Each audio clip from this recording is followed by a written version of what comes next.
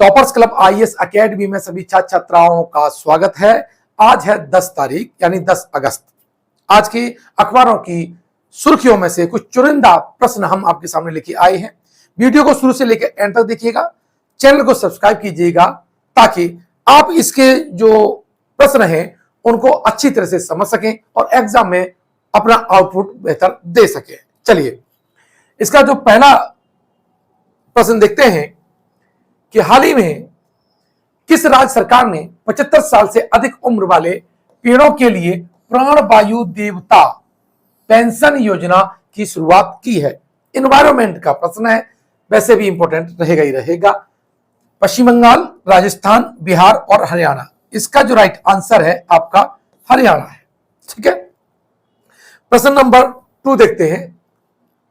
हाल ही में किस देश में 16 मेगावाट क्षमता वाली दुनिया की सबसे बड़ी पवन टरबाइन को सक्रिय किया गया है? भारत, चीन, श्रीलंका और जापान। तो देखिए, इसका जो राइट आंसर है वो है आपका चीन। चीन में विश्व की सबसे बड़ी पवन टरबाइन, ध्यान रखना, विश्व की सबसे बड़ी पवन टरबाइन कहां पर है? चीन में है, और उसे क्या है, पुनः सक्रिय किया गया है। प्रश्न नंबर हम 3 की देखते हैं।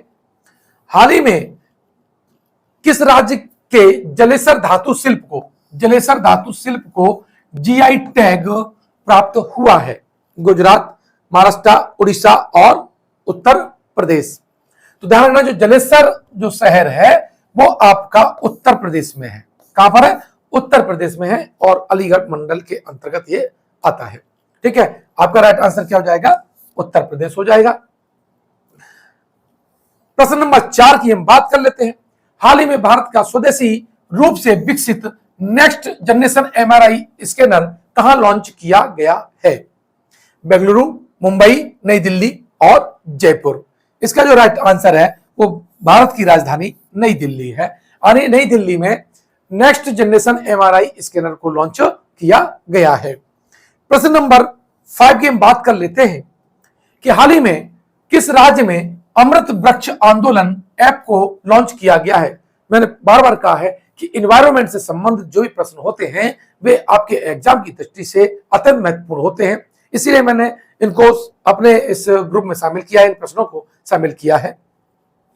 त्रिपुरा, गुजरात, असम और नागालैंड, इसके जो राइट आंसर है वो है असम।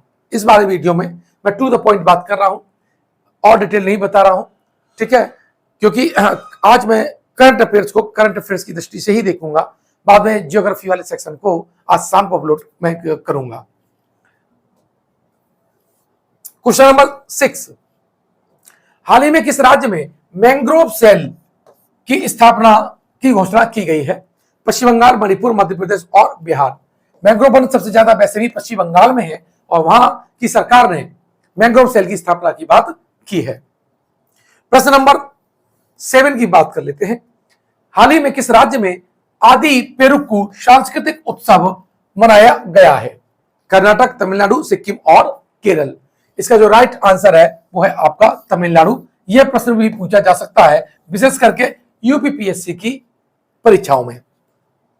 प्रश्न नंबर 8 की हम बात करें तो प्रश्न नंबर 8 क्या कह रहा है कि हाल ही में किस राज्य सरकार ने संयुक्त राष्ट्र जनसंख्या कोष के सहयोग से जस्ट आस्क नामक एआई संचालित चैटबॉट लॉन्च किया है?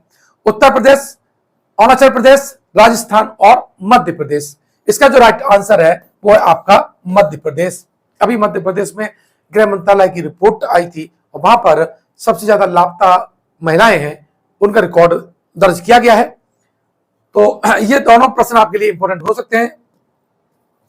अब प्रश्न आया 9, हाल ही में आयरलैंड दौरे के लिए किस भारतीय क्रिकेटर को T20 टीम का कप्तान बनाया गया है?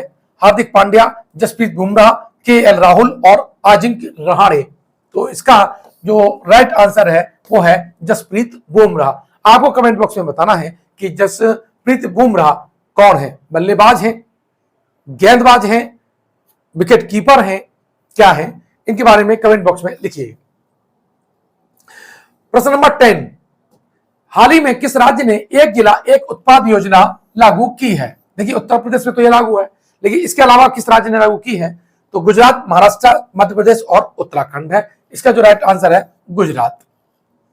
अगला प्रश्न है, किस तिथि को अगस्त क्रांति दिवस मनाया जाता है?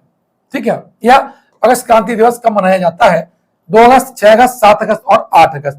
तो देखिए, अगस्त क्रांति का मतलब भारत छोड़ो आंदोलन की बात कर रहे हैं, तो ये 8 अगस्त 1942 को स्टार्ट हुआ था, प्लान बना था, 8 अगस्त को मनाया जाता है। और इस बार इसकी 81वीं वर्षगांठ मनाई है राज्यसभा में। तो यह प्रश्न भी आपका ये प्रश्न पूछा जा सकता है, हिस्ट्री भी है और करंट भी है ये। अब प्रश्न आया 10 दिवसीय मालाबार सैन्य अभ्यास की मेजबानी कौन करेगा? ऑप्शन ए है ऑस्ट्रेलिया, न्यूजीलैंड, यूएई और भारत। इसका जो राइट आंसर है वो है आपका ऑस्ट्रेलिया। ऑस्ट्रेलिया की राजधानी कैनबरा है। और एक और बहुत महत्वपूर्ण यहाँ का बिंदु है जो चर्चा में है, वो है हेरिक पार्क। हेरिक पार्क, और इसका नाम बदल करके लिटिल इंडिया कर दिया गया है। क्या कर दिया गया है? Little India. तो यह भी आपका प्रश्न पूछा जा सकता है। ऑस्ट्रेलिया को प्यासी भूमि का देश भी कहा जाता है। अब प्रश्न नंबर 13 की हम बात कर लेते हैं कि अभी हाल ही में टेस्ला के नए सीईओ कौन बने हैं? विभव तनेजा, गौरव अग्रवाल, नितिन सिंघानिया और अभिषेक पॉल। इसका जो राइट आंसर है वो है आपका वैभव तनेजा। प्रश्न नंबर 14, किस देश में तमिल पांडुलिपि की खोज की गई है? इटली, स्पेन, पुर्तगाल, फ्रांस। हमें लगता है कि ये प्रश्न तो आयोग की किसी न किसी परीक्षा में अवश्य मिलना चाहिए। इसका जो राइट आंसर है वो है आपकी इटली। कौन सा है? इटली। अब प्रश्न आया 15, थय्यन अनुष्ठान कला का आयोजन किस राज्य में किया गया है? तमिलनाडु, आंध्र प्रदेश, उड़ीसा और केरल। ठीक है, तो इसका जो राइट आंसर है वो आपका है केरल। कौन सा है? केरल। ये 15 प्रश्न थे।